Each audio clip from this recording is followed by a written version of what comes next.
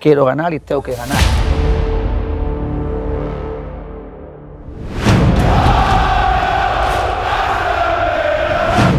En el fútbol todos ven los goles,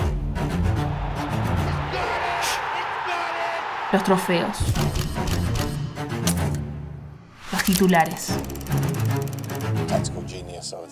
Pero la verdadera fuerza es más silenciosa.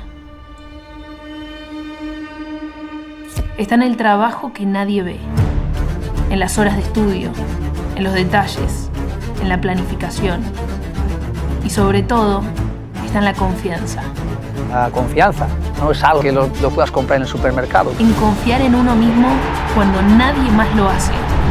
Hoy conocemos al hombre que convierte la convicción en método y los detalles en títulos. Entramos en su visión, en su mundo, para ver al entrenador, al líder, a la persona detrás del juego.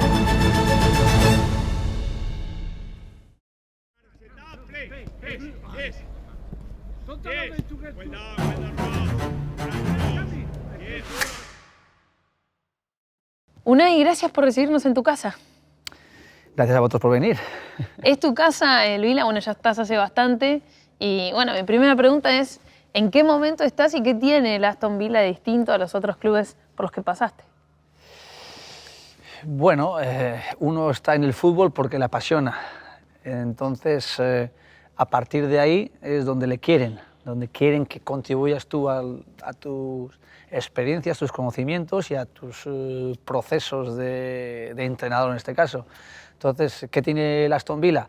Sobre todo pues, que la llamada del presidente de Nasser Sawiris fue desde la presencia que tuvimos para que él me dijera que quería que yo liderara este proyecto, pues cuando una persona te quiere con lo que él me demostró, pues lógicamente me uní a él y a este proyecto del Aston Villa que te lleva a la Premier League, te lleva a poder competir con los mejores equipos del mundo que están en la Premier League y además con la capacidad que hemos tenido de responder en la Premier League para estar en Europa, para que puedas jugar en Europa. Entonces, a mí me da una visión personal para mí y una posición de entrenador hacia afuera que, lógicamente, sin el Aston Villa, sin los clubes que estaba anteriormente como entrenador, pues no podría ser. Entonces, muy agradecido a Nasser Sawiris, a Wes Edens, a todo el Aston Villa como me han acogido y el respeto que siento aquí dentro. Y luego fútbol, todo es fútbol, dentro de lo que supone para todo el aficionado del Aston Villa, para todo lo que supone el fútbol en Inglaterra, que lo inventaron los ingleses y lo viven con mucha pasión. Entonces, cuando uno siente lo mismo, pues es una parte más y el día a día se hace mucho más reconocible y también para disfrutarlo. Uh-huh.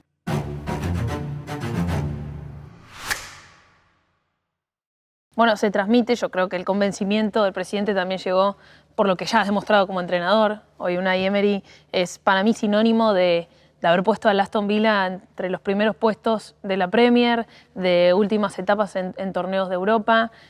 Pero te quiero preguntar, ¿qué es lo que crees que cambió desde tus inicios como entrenador al entrenador que sos hoy? Porque cambió un poco el fútbol, la manera de analizar el fútbol y de liderar desde la parte de entrenador. ¿Eso crees que cambió en estos 20 años?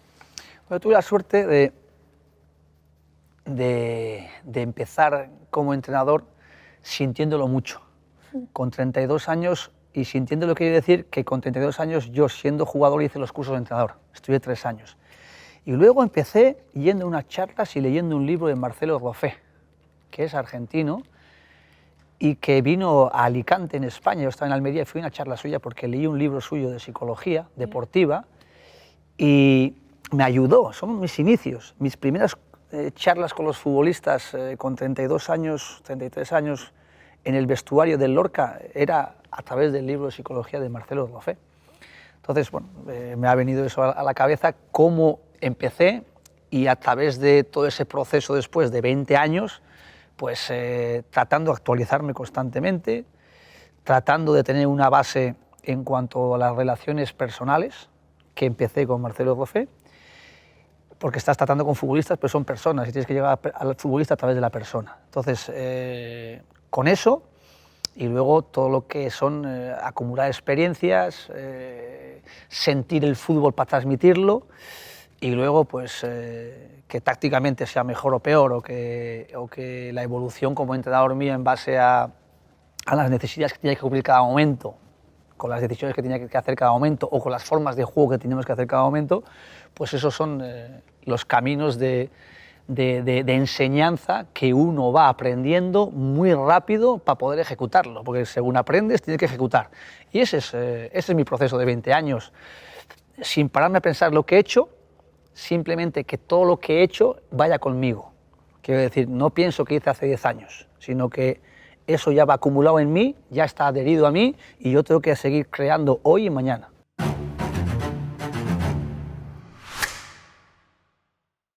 Ahora, lo que hacías hace 20 años como entrenador, hoy tus tareas cambiaron un poco en el sentido de, no sé, hay redes sociales, por ejemplo. A los jugadores más jóvenes, ¿se los lleva de una manera diferente a cómo se les lleva a los más grandes? Pues no creo que yo haya cambiado en eso. Yo me he actualizado constantemente, pero sintiendo lo mismo y ejecutando lo mismo. Hablándoles cara a cara, tratando de transmitirles por lo que siento yo por el fútbol, tratando de actualizar cómo los equipos ahora te exigen jugar, tratando de actualizar que quiero ganar. Pero quiero ganar lo llevo hace 20 años, lo llevo ahora. Yo quiero ganar y tengo que ganar. Y con ello, pues me imagino que si me ven desde fuera, o me ve alguien que ha estado cerca mío, o me ven como entraba hace 20 años, si me han seguido 20 años, posiblemente haya cambiado muchas cosas. Pero las básicas no. Las básicas en cuanto a la relación con los futbolistas, en cuanto a cómo quiero entrenar, en cuanto a cómo quiero llegar a ellos, eso no ha cambiado.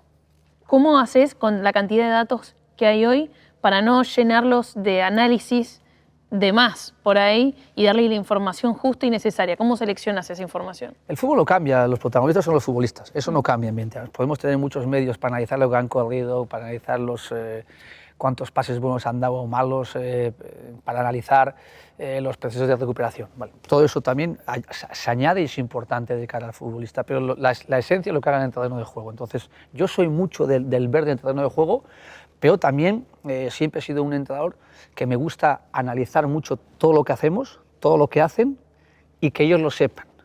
Entonces, ese proceso metodológico sí que lo sigo aplicando desde el primer día hasta el día de hoy, lo sigo haciendo. Y luego es verdad que ahora tengo mucha gente alrededor mío que me ayuda a sumar muchos detalles que son necesarios para que el futbolista pues, sea mejor.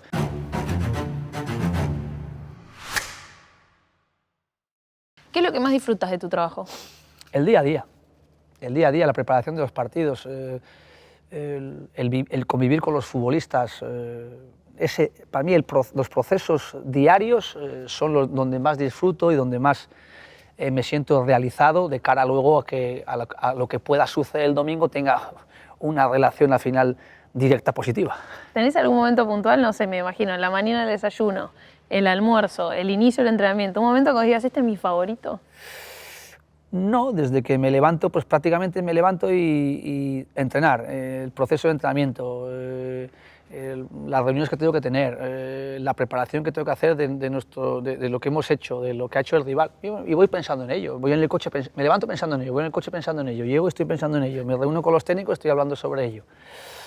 También tengo mis momentos de descansar y de tener una desviación mental hacia otra cosa que no sea el fútbol, pero normalmente mi día a día ocupa el fútbol.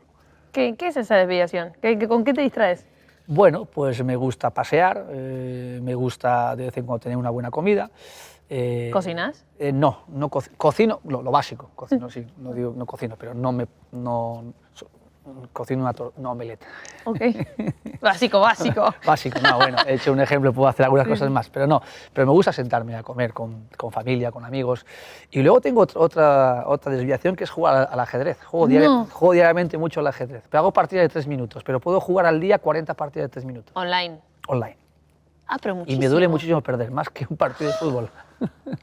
Además juego online con gente de todo el mundo, además con con los cambios horarios que hay en todos los sitios, pues puedo jugar las 24 horas. Claro. Diferentes ciudadanos de diferentes provenientes de cualquier sitio. Tu nombre es Unai Emery y la gente sabe que Sí, está sí, jugando lo pongo contra Unai Emery, pero nadie me hace el comentario. Además, se puede hacer comentarios. No, nadie. No, puse Unai Emery desde el principio por dar mi link y la verdad es que funcionó así. Bueno, ahora ya saben, si se cruzan con Unai Emery es el mismísimo. Sí. He He coincidido alguna vez con alguno de mi pueblo, que, ¿Sí? que es muy raro, pero alguno de mi pueblo, y además lo he reconocido.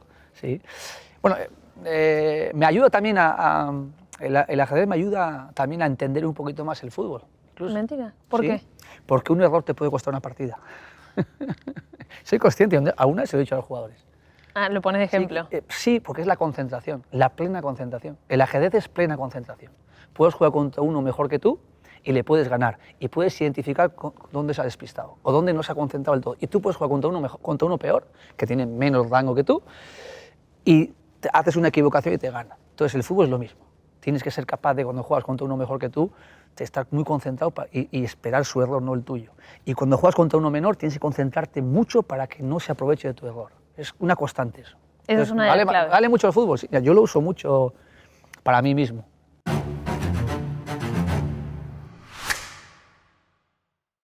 Hablando de lo que le transmitís a los jugadores, ¿cómo es para vos liderar un vestuario con jugadores de distintas edades, de distintas personalidades, como decías, de distintos países? ¿Cuáles son tus reglas dentro del vestuario o dentro de un plantel? Todos son iguales y a todos hay que tratar por igual, pero a cada uno con su particularidad. Por eso es importante saber un poquito sus procedencias, sus estilos de vida y luego tratar de poner unos estándares donde podamos convivir todos con normalidad. Lógicamente se van rompiendo constantemente ciertas normas en el vestuario, reglas, pero constantemente estamos tratando de reajustar y reorganizar otra vez que estemos todos dentro de ellas. Normalmente lo conseguimos, ¿no? Que haya un respeto, que haya una convivencia, que entendamos que haya momentos que uno pueda estar pasándolo mal por alguna circunstancia, sea deportivo o sea fuera, tratar también de ser comprensivo, pero más o menos tener una línea donde todo el mundo, todas las personas, los jugadores, sean capaces de estar ahí. Y en un deporte colectivo, alguno se puede esconder detrás de los errores. Tratamos de exponer los errores. Mira. Y de sacarlos a la luz y que sean de todos. Y que cada uno pueda asumir de que yo me he equivocado, pero lo voy a corregir porque lo asumo. Yo les pongo mucho el ejemplo, por citar un deporte, el tenis. El tenis juega uno y uno falla, o uno se enfada, o uno no está contento, o tiene algún problema y lo lleva a él, lógicamente con su entrenador o sus personas alrededor. Pero en el fútbol no, en el fútbol somos todos. Entonces tenemos que tratar de ser uno, dentro de todos ser uno. Bueno, y encontrar ese equilibrio colectivo desde lo individual, la suma de individualidades.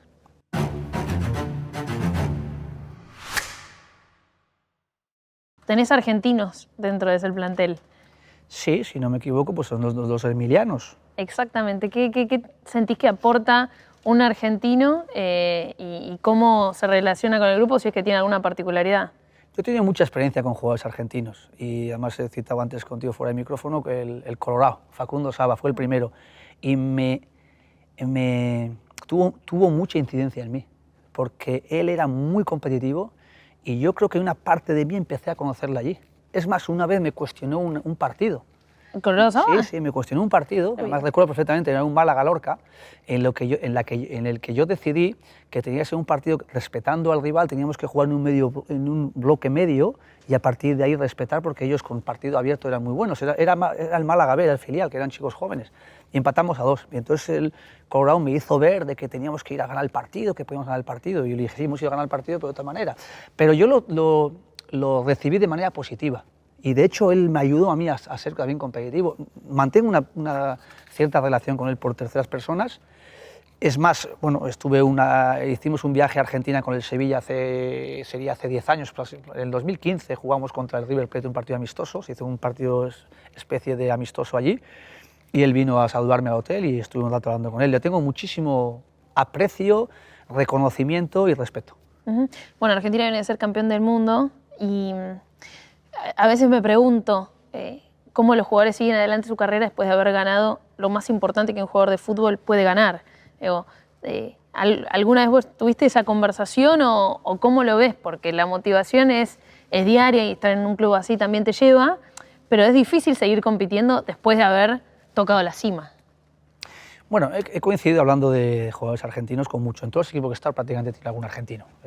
No sé, desde Di María en el PSG, desde Nico Pareja en el Sevilla, Verbanega, Tino Costa, Choy Domínguez. Bueno, he tenido una suma de futbolistas argentinos, todos muy competitivos, muy competitivos. Y lo principal cuando hablamos del futbolista de élite, de la relación con ellos, de la capacidad de manejar sus egos, de la capacidad de llegar a la persona y luego al futbolista con todo lo que supone y lo que tiene envuelto, pues es verdad que, y aquí teniendo ahora a los dos emilianos, que lo hablo con ellos, ¿no? Lo importante del futbolista es que la esencia de la persona esté. Luego ellos se tienen que exponer, además cuando la selección argentina tiene una demanda muy alta de tener el rendimiento, de que el equipo gane, de que la selección esté presente, ¿no?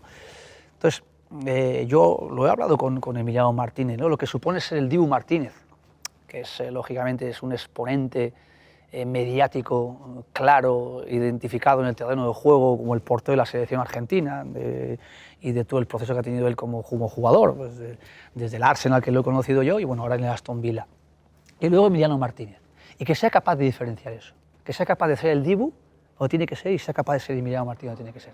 Y cuando el jugador consigue separar eso y dominar las dos situaciones, es cuando va a ser mejor. Porque hay un momento que tienes que ser el jugador y tienes que ser un animal competitivo para ganar, y hay un momento que tienes que ser la persona. Y la persona tienes que ser para que seas respetada. Wow. Así me ha salido.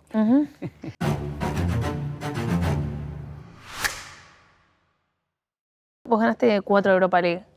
¿Existe algo tal como la mentalidad ganadora de un equipo? Bueno, la mentalidad ganadora no es aquel que gana siempre, es aquel que quiere ganar siempre y que juega para ganar. A partir de ahí, lógicamente, estamos en un mundo tan competitivo dentro del deporte que el ganar es el fin último y casi el único. Si no eres capaz de ganar más que empatar o perder, va a ser reducida tu recorrido. Entonces, yo sí he vivido sobre ello siempre. Vivo sobre esa idea, transmito ese último golpe, siempre está en ganar y trato de inculcarlo desde mi esencia y desde mis procesos que he tenido como entrenador. Entonces, todo lo que he hecho hasta ahora, hecho está, no hay que volver a ganar. ¿Cuál crees que fue el momento más difícil de tu carrera? Bueno, los momentos más difíciles estaban también por llegar. No. Y los que han pasado, bueno, yo he disfrutado mucho siendo entrenador. Lógicamente, para mí un momento malo siempre es que pierdo. Lógicamente, cuando las consecuencias de perder te llevan a que en un momento dado pues, tu puesto sea cuestionado, incluso sea decidido para que no estés, pues lógicamente es un momento malo profesional, pero lo vivo como un aprendizaje. Yo tengo varias experiencias futbolísticas a nivel de entrenador, también de futbolista, pero el futbolista sufría más que de entrenador. El futbolista fue profesional, pero jugando en segunda división en España, y sentía que todo era mucho más difícil y todo era mucho más, el esfuerzo era mucho mayor para conseguir un pequeño premio. Entonces, como entrenador he vivido otra época, vivo una época donde me siento realizado y me siento muy exigido y me siento además muy observado. Y con todo eso voy viviendo. Quiero decir que si un día pierdo un partido 6-1, que me ha pasado, pues lógicamente es un aprendizaje y es una experiencia y es algo muy doloroso, pero es a la vez algo que lo concibo como una parte más de lo que soy yo entrenador.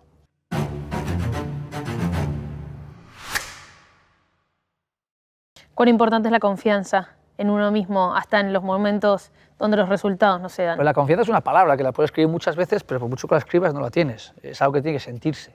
Y la confianza la tienes que generar en el día a día, en todos los momentos que puedas tú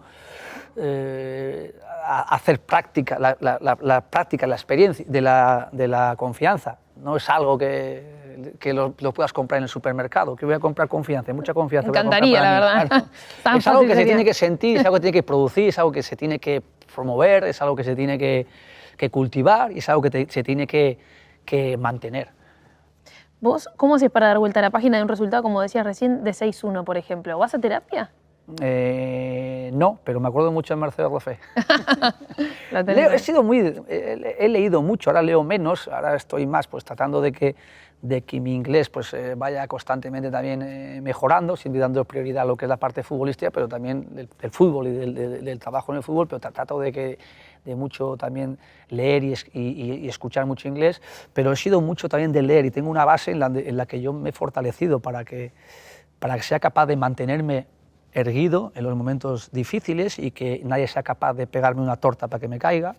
Pues eso he leído y también he tratado de rodearme de gente que me ayude a ser fuerte. Algún jugador me ha dicho que después de algunas derrotas o errores propios le cuesta dormir, por ejemplo. No sé si eso te pasa. Y si hay algún cuestionamiento que todavía te persigue en alguna parte del cuerpo, viste que a veces a los futbolistas o a los entrenadores conviven con algún reproche. Yo duermo bien y cuando me costaba dormir por cualquier razón, leía. De hecho es donde no juego al ajedrez, porque si juego al ajedrez me activo demasiado, entonces me tengo que descansar, no puedo activarme. Pero también a veces me duermo con una partida de ajedrez. Pero normalmente duermo bien y si necesito leer algo para relajarme, leo algo. Pero cuando a mí más me cuesta es levantarme, sobre todo levantarme el día siguiente después de una derrota. Ahí es donde porque me levanto con la derrota, o sea, me despierto con la derrota, ayer perdimos. O sea, primero que me despierto donde estoy y digo, ayer perdimos. Entonces, eso es lo más difícil. Y yo lo paso muy mal un día después de perder. Luego ya tengo un proceso que yo llamo in mourning, o es el día de luto el después de perder. Paso un día, pero después del día ese ya estoy otra vez activado.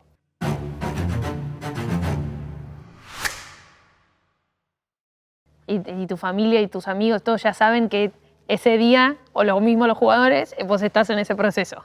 Las personas que te rodean tienen que aprender a vivir contigo. ¿Cómo es eso? Aprender a que tu cabeza a veces, por muy presente que estés, tu cabeza no está ahí. Y eso la primera vez me lo dijo mi padre. Mi padre me dijo la primera vez en Sevilla, una visita que tuve de mi padre y mi madre, y fuimos a comer. Y llegó un momento que mi padre me dijo, Unai, estás ausente. Y dije, sí, es verdad. Y pues estás pensando en el entrenamiento, en un problema que has tenido con un jugador, en qué mañana qué vas a hacer, en que el sábado llega el partido y tienes que prepararte. Y es verdad que las personas, y tú tienes que también aprender a ser capaz de estar presente cuando se necesita. Yo lo hago y a veces no lo consigo, pero normalmente lo hago. Pero las personas que están alrededor tuyo tienen que saber convivir con la responsabilidad que tú tienes y desde esa responsabilidad cómo pueden encontrarte.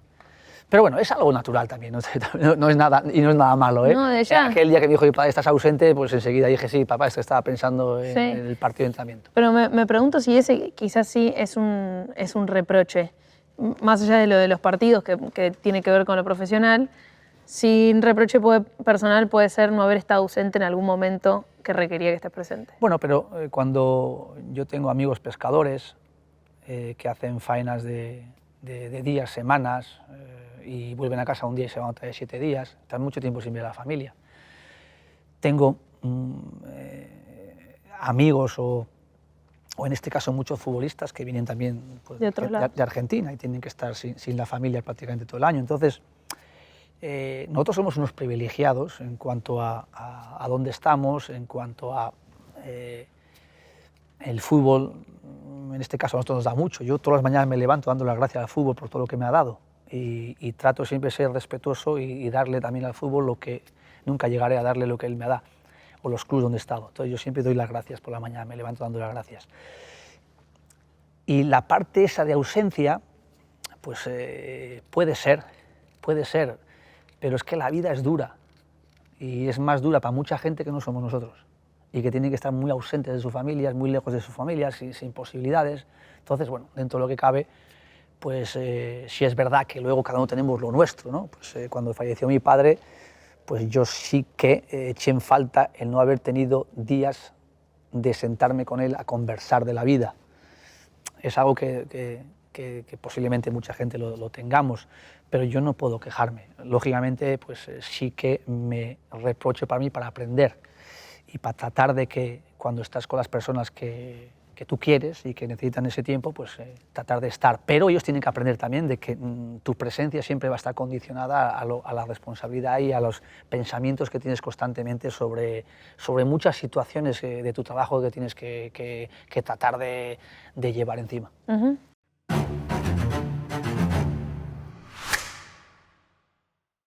¿Sabes qué? Estuve leyendo algunos de los comentarios que hace la gente en redes sociales. No me gusta Y- nada, no leo ninguna. ¿No ves ninguno? No leo, no, pues no. La gente que no tiene nombre, que no tiene presencia, no tiene cara, es que no sé si es verdad. No me creo. Bueno, igual estoy entrando en terreno que no debería. Yo creo que estos Pero están no me- chequeados, no- ¿eh? Estos los chequeé, son personas, no son bots. Tengo el error de vez en cuando de leer algo para saber una inercia, pero en el fondo no creo mucho. Te voy a leer algunos. Sí. Gracias, Unai, te queremos por lo que has hecho con nuestro club. Nunca olvidaré los buenos tiempos que has devuelto a los aficionados del Vila. Nunca he sido más feliz en mi vida que con los momentos que nos has dado. El Vila te queremos más de lo que imaginas. Claro, esto tendría que creérmelo. Sí, hay que leerlo. Pero mira, soy muy equilibrado en eso. Y además a veces me vuelvo áspero, porque no me gusta que me halaguen. No me gusta, o sea, trato de evitarlo, los halagos, porque sé que luego va a estar la parte contraria. Entonces quiero estar preparado a los halagos para que de hecho, para cuando me critiquen, pues también tener una protección. De hecho, cuando leo, escucho, también sobre mí, ¿vale? Pero sobre el resto, hablar de jugadores o de personas pagando ciertos peajes negativos a un entrenador o a un jugador, o no los comparto ni me gustan. Creo que tenemos que saber dónde vivimos. Vivimos en el límite de lo que es un aprobamiento o un suspenso, de que te halaguen o que te critiquen. Entonces yo trato de vivir en el punto intermedio. Trato de ser muy estable en los halagos. Lógicamente agradezco, no puede ser otra cosa, y prefiero escuchar eso, pero trato de no escucharlo, para que cuando sea lo contrario, pues tampoco tenga motivo para reaccionar. Entonces, trato de estar equilibrado. Lógicamente, sí me siento orgulloso también de cosas que hacemos, del trabajo que hacemos, de que la gente sea feliz, ¿vale? Pues nuestro objetivo al final es que la gente sea feliz. Nosotros trabajamos para que creemos unos sentimientos y que esos sentimientos pues se cumplan, ¿no? Y además yo soy bastante emocional y creo que creo en las emociones, y lo más difícil es controlar las emociones. Entonces también trato de trabajar mucho mis emociones, pero yo reconozco que he llorado delante de una plantilla, o sea, de unos jugadores, he llorado delante de ellos, y no me avergüenzo, porque creo que es parte más, y quizá pues eso también es parte de un proceso y un aprendizaje más para todos, ¿no? Pero yo he llorado y he sonreído, y es algo que las emociones tienes que dejar hasta influir siempre que no te lleven a un mal lugar. ¿Te puedo preguntar en qué contexto has llorado?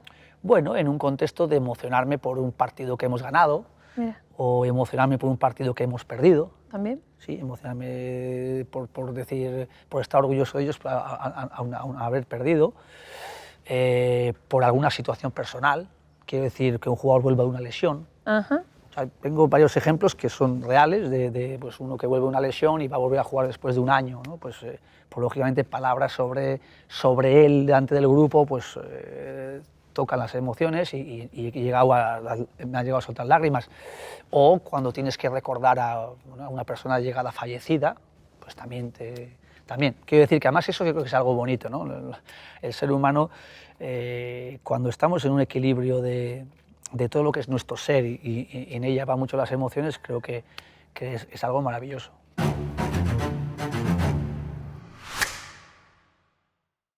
Me quedan las últimas, realmente sé que tenemos que cerrar, pero ¿qué te enseñó el fútbol, Unai, para que pueda llegar a ser llevado a la vida? Me enseñó a vivir y tener unos valores que te hacen ser más pleno en esa vida. compañerismo, el respeto, todos somos iguales, la cultura del esfuerzo, la cultura de la responsabilidad. Tenemos una responsabilidad en nuestro trabajo, en el fútbol, pero tenemos una responsabilidad con la sociedad. Y ser capaz de que esos valores implementen a mejorar la persona e implementen a que tu vida sea más plena. Y estamos hablando ya del fútbol y lo que es fuera del fútbol y entendiendo cómo estamos ahora en el mundo. Que a mí me preguntan hace 30 años que estamos así y yo no me lo creería. ¿Y ese es el éxito? El éxito es que cada día vivas tratando de ser mejor, tratando de tener la felicidad y que a los que estén alrededor tuyo todo lo que hagas le pueda aportar también desde el lado positivo, sin hacer daño a nadie y tratando de convivir a nivel personal en paz y a nivel competitivo con respeto. Muchas gracias. Muchas gracias. Placer. Ahí está.